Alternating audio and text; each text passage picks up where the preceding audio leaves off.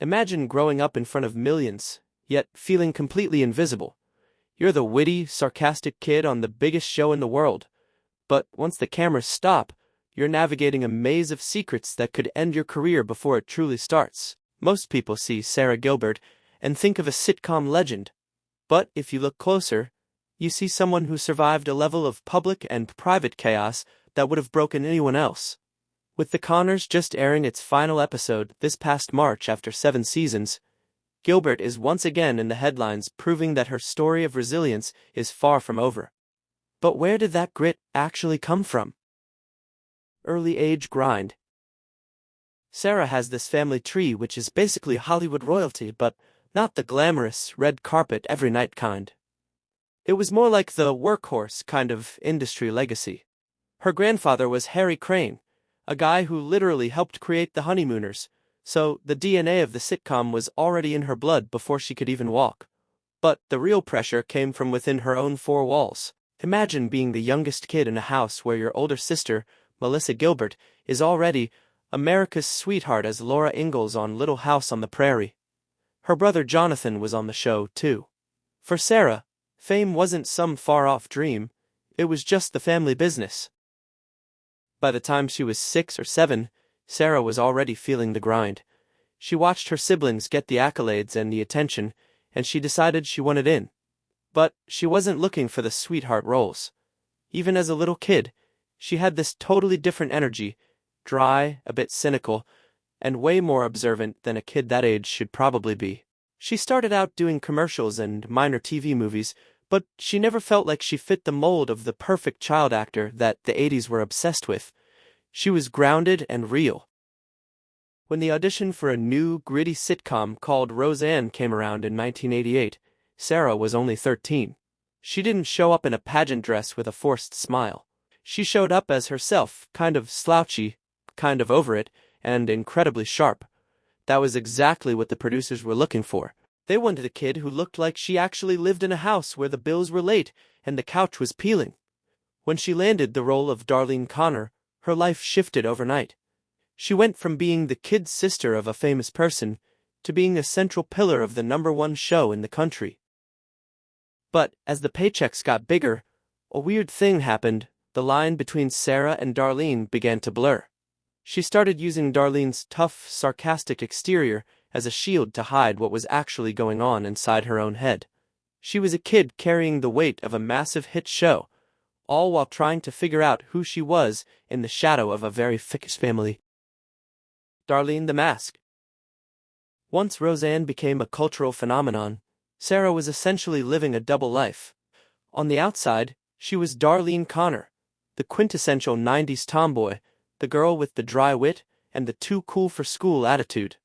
People absolutely loved her for it. Darlene was the voice of every teenager who felt misunderstood. But behind the scenes, that character wasn't just a job for Sara, it was becoming a convenient place to hide. For Sara, Darlene's sarcasm became armor. If she could be the one making the jokes, then no one could get close enough to see the cracks in her own confidence. Living under the microscope of a top-rated sitcom is a unique kind of pressure. You aren't just an actress, you're a static image in people's living rooms. Fans didn't want Sara Gilbert. They wanted the girl who sat on the plaid couch and mocked her brother. She's talked before about how she felt like she was constantly playing a role, even when the cameras weren't rolling. If she was at a grocery store and she wasn't being the sarcastic one, people were disappointed. So she leaned into it. She wore the baggy clothes, kept her hair messy, and maintained that stoic, unbothered expression. It was a perfect disguise. But while the character of Darlene was getting more complex, evolving into a dark, artistic, brooding teen, Sara's internal world was becoming just as complicated. She was dealing with all the normal stuff. Who am I? And where do I fit in? But she was doing it while her face was on the cover of every magazine.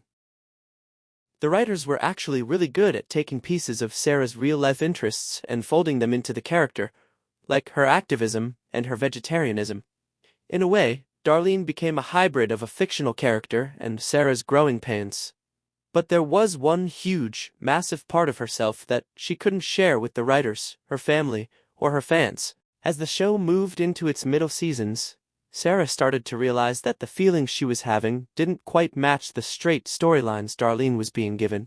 She was becoming a woman in the public eye, and she was starting to fall in love for the first time. But she was terrified that if the world knew the truth about her, the mask wouldn't just slip, it would shatter, and her career would go right along with it. The Galeki chapter? As the show entered the early 90s, the writers decided to give Darlene a steady boyfriend, and they cast a young actor named Johnny Galeki to play David Healy. On screen, they were the ultimate alt couple, the moody, artistic girl and the sensitive, slightly submissive guy. They had incredible chemistry that felt totally organic, and it didn't take long for that chemistry to spill over into real life. Sara and Johnny started dating when she was about 16, and for a while, it looked like the perfect Hollywood teen romance. But as the relationship progressed, Sara started to notice a growing sense of unease. She has described this period as incredibly confusing because she truly cared for Johnny, but every time they got intimate, she felt an internal conflict she didn't understand. She would actually get depressed after they spent time together. Johnny, being a genuinely great guy, started to take it personally. He thought he was doing something wrong, which only added more guilt to the pile Sara was already carrying. Eventually, the pressure became too much, and Sara had to sit him down and tell him the truth. She realized she was gay. It was a massive, life-altering revelation, especially in 1992, a very different world for LGBTQ people in Hollywood. The tragedy of this moment wasn't that the relationship ended, but the sheer terror Sara felt about what this meant for her future.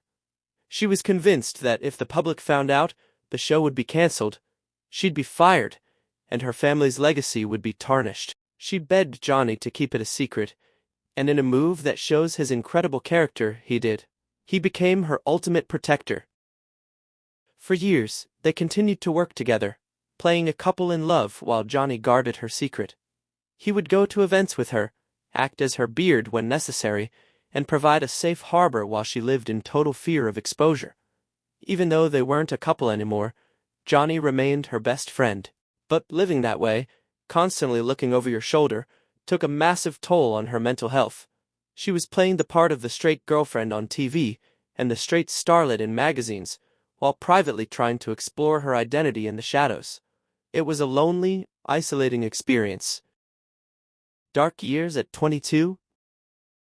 When Roseanne finally wrapped its original run in 1997, Sara was only 22. For most people, that's the age where you're just starting your life. But for Sara, it felt like she was reaching the end of a lifetime.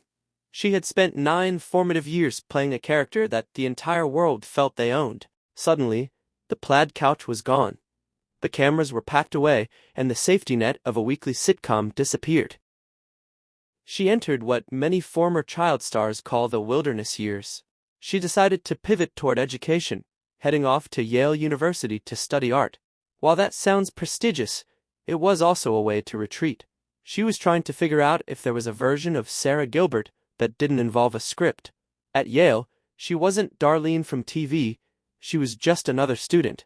But she found herself in a weird middle ground, trying to be an intellectual while the rest of the world was still waiting for her to say something sarcastic.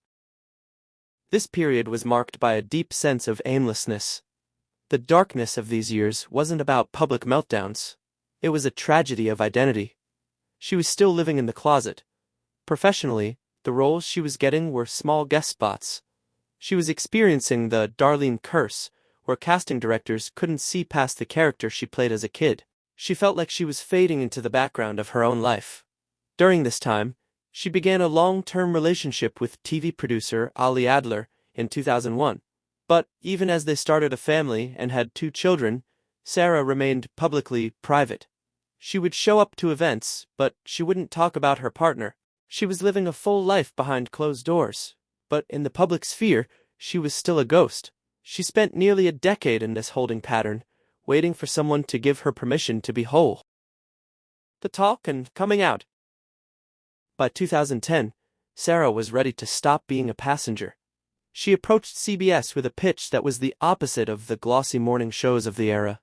She wanted a show where women could sit around and just be real. This became the talk. In July 2010, during a press conference before the show even premiered, she finally confirmed she was a lesbian. It wasn't a flashy magazine cover. It was just a quiet acknowledgement of her reality. Once the show was on the air, Sara took it a step further. During an emotional segment, she shared the full story of her teenage years with Johnny Galeki. She admitted that she used to get depressed after they would make out, not because of him, but because she was fighting her own nature. She revealed that she had called Johnny before the episode, and he told her, "I love you, and I'm so proud of you." That moment of vulnerability turned the talk into a safe space for millions of viewers. The tragedy of her silence was finally over. But just a year later, in 2011, she had to announce on air that she and Ali Adler were splitting up after a decade together. She broke down in tears. It was a brutal reminder that living out loud means you can't hide the messy parts anymore. She had gained her freedom, but being your authentic self in front of a live audience is its own kind of exhaustion. The Linda Perry era. After the dust settled, Sara found herself falling for a rock star, Linda Perry, the powerhouse songwriter and former lead singer of Four Non-Blondes. On paper, they were total opposites. Sara was the controlled TV producer, and Linda was a raw, tattooed force of nature. They met in 2011, and the connection was immediate. Their wedding in 2014 was like something out of a movie, a rock and roll ceremony overlooking the ocean. When they welcomed their son, Rhodes, in 2015, it seemed like the puzzle was finally complete. But the tragedy here wasn't a lack of love. It was the slow realization that sometimes two people can love each other deeply and still be wrong for the long haul. Sara was a self-admitted workaholic, often spending 14 hours a day at the studio, while Linda's world was the late-night chaos of the music industry. By 2019, the strain became visible. Sara made the shocking announcement that she was leaving the talk. She told the audience she needed more time with her family, but the subtext was clear. Her life was at a breaking point. Just a few months later, she filed for legal separation. It was a devastating blow to fans who had watched their romance blossom. Sara has described this period as one of the hardest of her life, dealing with the end of a marriage while co-parenting 3 children with 2 different ex-partners. The Roseanne explosion. In 2017, Sara Gilbert did something most people thought was impossible. She got the band back together. She was the driving force behind the Roseanne revival, spending months making calls and convincing the original cast that the world needed to see the Connor family again. When the show premiered in 2018, over 18 million people tuned in. It felt like Sara had finally reclaimed her legacy. But that triumph lasted exactly 2 months. In May 2018, Roseanne Barr sent a tweet that was so racist and abhorrent, to use Sara's own words, that ABC canceled the #1 show on television within hours. Sara was caught in a moral nightmare. She had to choose between the woman who had been a mentor for 30 years and her own values. Sara didn't hesitate. She condemned the comments publicly, but the fallout was ugly. Roseanne went on a media blitz, calling Sara a traitor and blaming her for the cancellation. Imagine being Sara in that moment. You've finally gotten your family back together, and now the woman at the center is publicly attacking you as a Judas. Sara was heartbroken. She described it as a grief process. But most people would have crawled into a hole. Instead, Sara went back to the network and fought for a spin-off.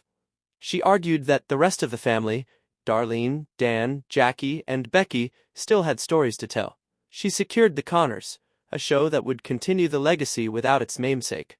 It was a bittersweet victory. The show ran for 7 seasons, airing its emotional series finale just 2 months ago in March 2026. Sara carried the franchise through the final episode, proving the story was bigger than one person. In interviews leading up to the finale, she reflected on how chaotic the spin-off start was, but expressed pride that the cast kept the heart of the Connors alive. The aftermath. Today, Sara Gilbert is still standing. In January 2026, she made a surprise cameo on the Emmy-nominated comedy Hacks, playing a fictionalized version of herself, a move that critics called a brilliant self-reckoning with her own legacy. She's also been vocal about the 2026 election cycle, using her platform to advocate for LGBTQ+ youth protections, a cause she says is more urgent than ever. Her journey from a closeted child star to a powerhouse producer is a blueprint for surviving public and private collapse. Sara Gilbert didn't just survive the tragedy of her life, she outlasted the noise, proving that grit is the ultimate comeback. Gilbert's journey proves that the greatest stories aren't about avoiding the fall, but having the grit to rebuild. If you enjoyed this deep dive, hit subscribe for more riveting stories.